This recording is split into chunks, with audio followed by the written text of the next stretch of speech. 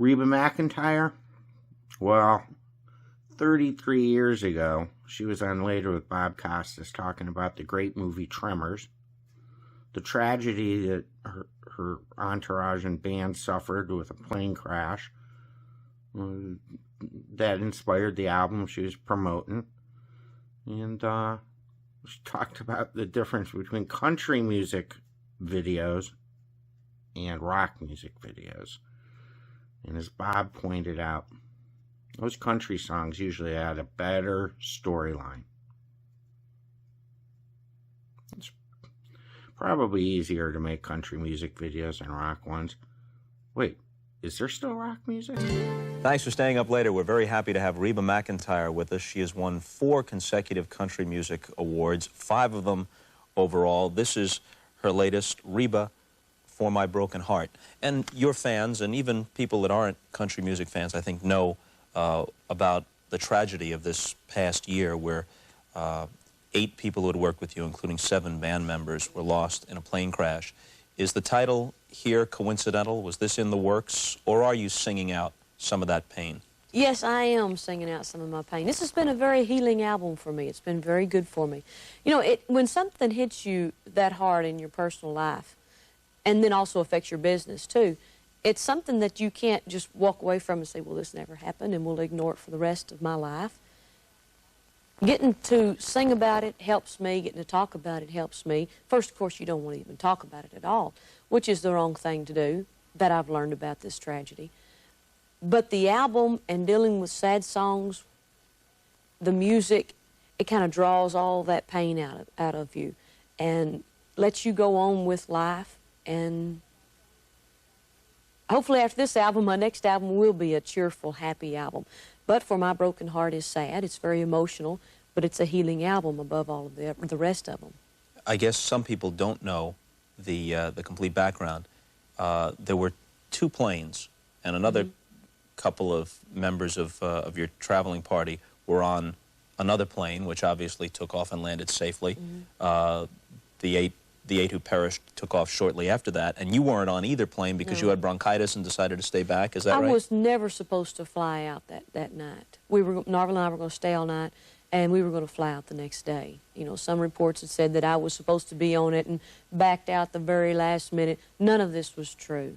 I was scheduled to leave the next day, and that's what happened. And the other plane, when they got to Memphis, they landed, and they weren't supposed to be landing in Memphis, and they knew something was wrong, and we had to tell them. And it was very devastating on all of us. Now, a week after the plane crash, you performed on the Oscars. You performed that song from the Mike Nichols movie, Postcards from the Edge, I'm Checking Out. That had to be difficult, but also, I'm guessing, based on what you just said, no question, the right decision to just go out there and do it. The day of the crash, I was thinking, maybe it happened in March, I was thinking, let's cancel everything until July. And by that time, we'll probably be able to function again.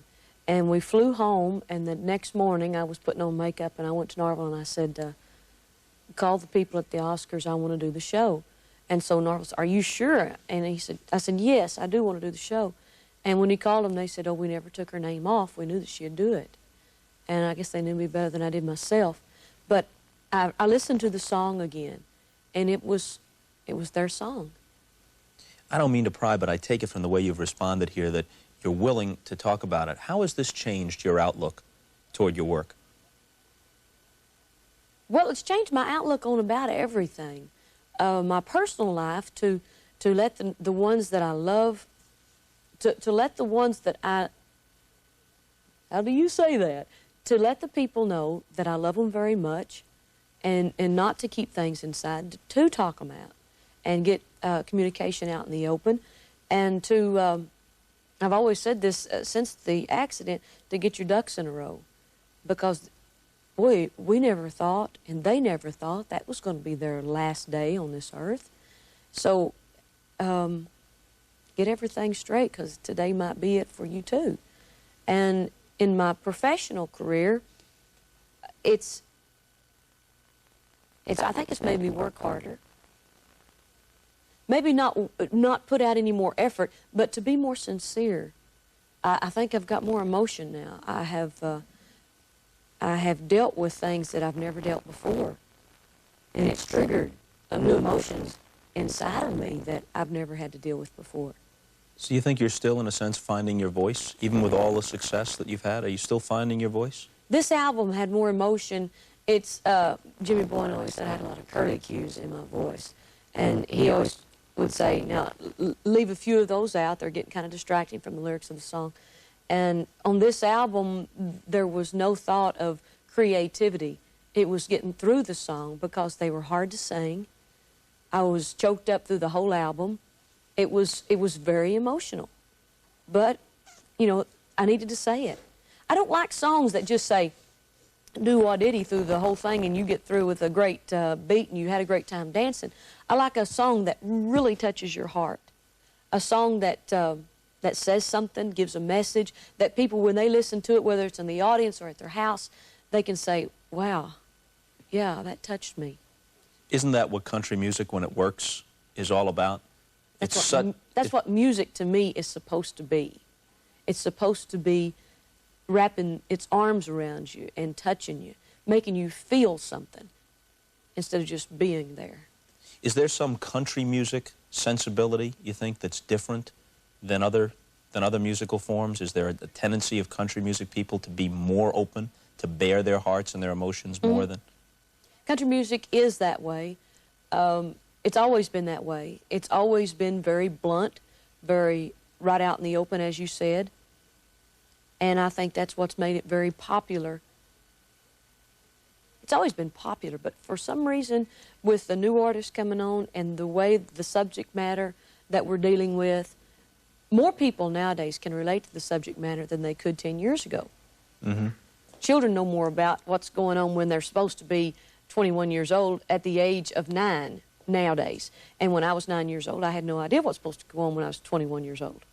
It's just that they're maturing earlier, and so they can relate to this subject matter better, and they're familiar with it, whether it's divorce, relationships, or whatever.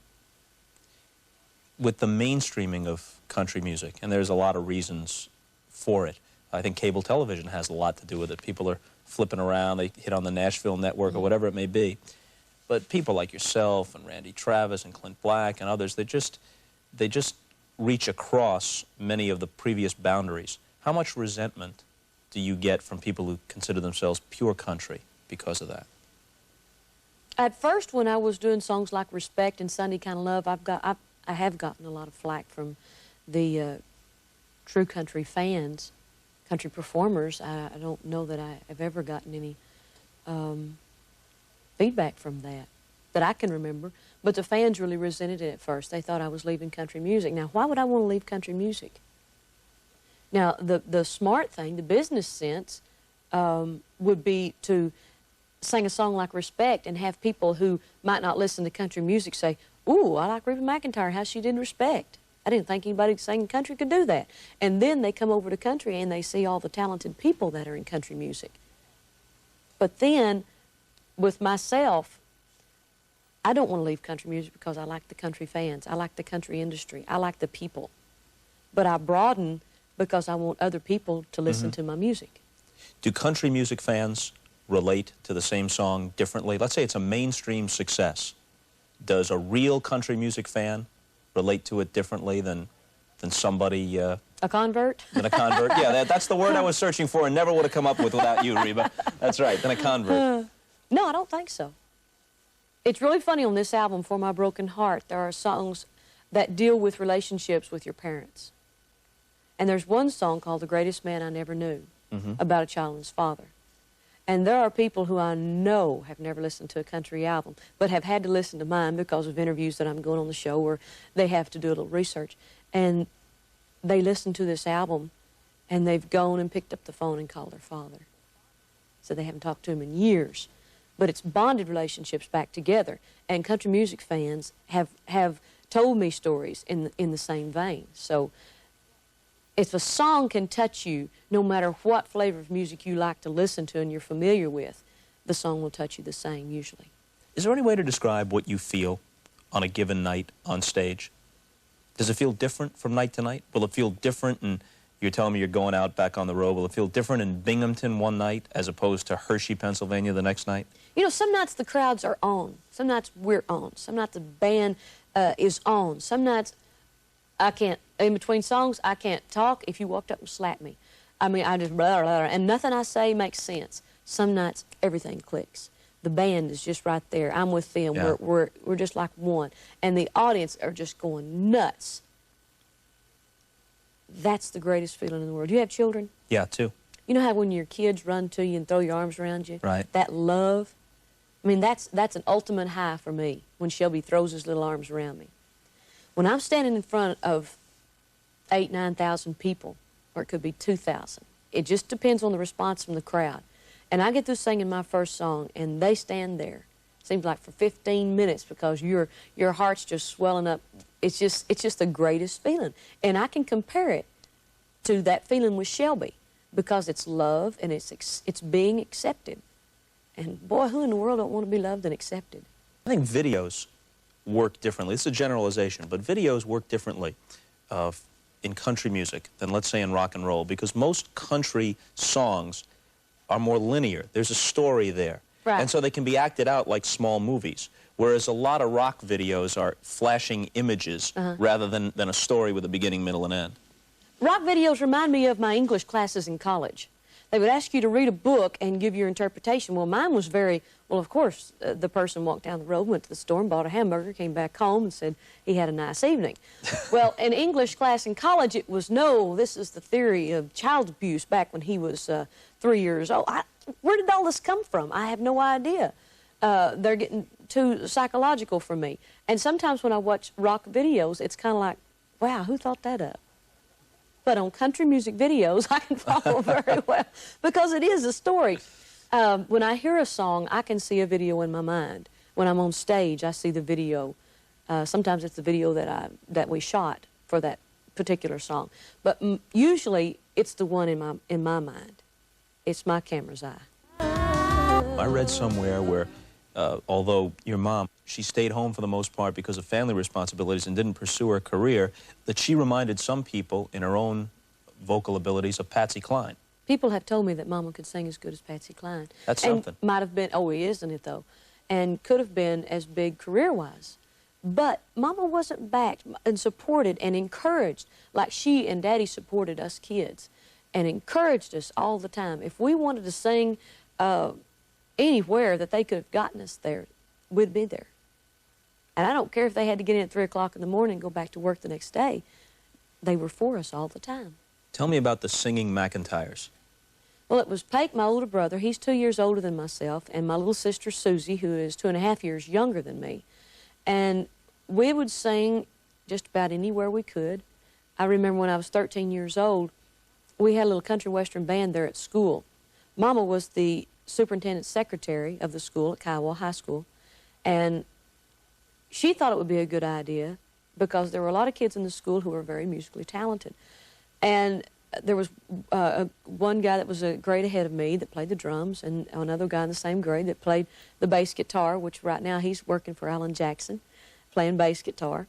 And, if you know, Pake played the rhythm guitar, and a few others that were very interested in music that we started a music class. The school wasn't big enough to have a marching band or a big chorale or a chorus. So we had This is in Oklahoma, right? Kiowa, Oklahoma. We had a little country western band, and we had the PA and the microphones and all the instruments. And we would play proms, 4-H club functions. We'd do concerts for the senior class for them to raise money to go on their senior trips. And so, kind of like on the sideline, we would go play clubs. And Carol Johnson's mom and dad would put half of them in their car. Mom would take the rest of us, and we'd just pack the trunk full of all the instruments, and then we'd go to these clubs and play from 9 to 1, and then we'd pass the hat to 1 to 3, and probably make about $10, $11 a piece. Good night. Yes, it was a good night. And then, you know, it was just parents hauling us around, them paying for the gas and our meals, and we had a blast. Now, did you write any of your own material then, or were you just doing country standards? Doing standards, doing Loretta Lynn songs, Dolly Parton. Pake would mostly do Merle Haggard and Ronnie Millsap songs. Who were your heroes? Dolly, Loretta, Tammy. Because at that age, as a young girl, because of an image they projected and the way they carried themselves, or even then, did you have an ear for the differences and nuances in their vocal styles? Dolly, because I liked her story songs. I liked her trills. I liked the way she played the guitar. Yeah. I liked everything about Dolly. Her sense of humor, I still like Dolly very well. And she's somebody that you're always listening to see what she does, listen to see what she's going to say, because she's always coming up with something new and interesting. It's not the same old thing. And you know, you're always caught off guard by Dolly. Loretta's the same way. She's a very neat person, a lot of fun to be around, and you never know what Loretta's going to do. But that kind of personality is something I knew that was honest. It wasn't put on. It wasn't fake. And that's why I watched and listened to them. And that's why I thought I could be myself. I don't have to play like and be uppity and be somebody else. I can just be Reba. What you don't know is that tonight you're going to be playing for a bunch of kids in an orphanage. Orphanage? A bunch of kids who hadn't been dealt a fair hand since the day they was born. I'm the only mama they've got, and I'm going to make damn sure they continue to have a roof over their head and the best of life I can possibly give to them. Now, that's what's at stake. And if those kids aren't enough motivation for you to play your best in this game tonight, then you better find something in your heart that is. Because the best 4 poker players in the world are upstairs, and they're waiting on you. And we roll on here with Reba McEntire. Just recently, there was another gambler movie, and you reprised the part of Burgundy Jones. Yeah. These little TV movies, and I guess you've been in a few for the big screen. You were in that Tremors. Is that the only one? Uh-huh. Both of these parts gave you a chance to ham it up a little bit. I mean, Burgundy Jones is a madam who sees the light and becomes like a woman running an orphanage. Yes. As I remember. And the other one was, this Tremors was this weird thing. I only saw clips of it. I didn't see the movie, but I think I got the gist of it, where like monsters were coming up through cracks in the earth and stuff and pulling people down into the into hell or something. And the name of your character was Gummer, Heather Gummer or something like that. I mean, you can just tell on the face of it that this is not all that serious, right? Well, Michael Gross and myself, we took it serious. We were survivalists out in the desert, and we had an arsenal in our basement that could have survived World War III. But then these worms come along that slither underneath the ground and are trying to kill all of us in this little town. So, but we did survive, and we came through it just fine.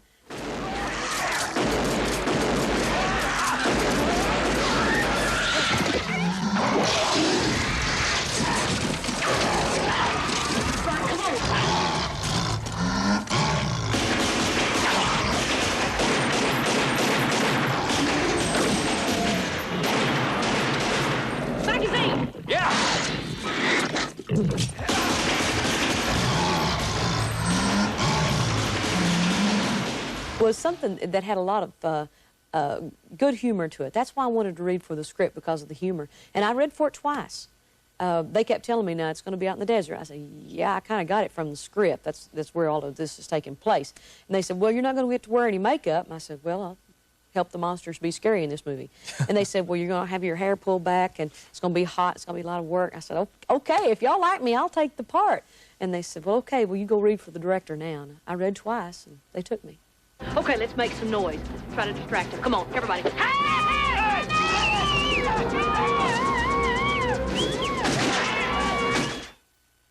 And Reba McEntire's latest is For My Broken Heart on MCA Records. It was good to see you again. Thank you for coming by. My pleasure. We're out of here. See you later.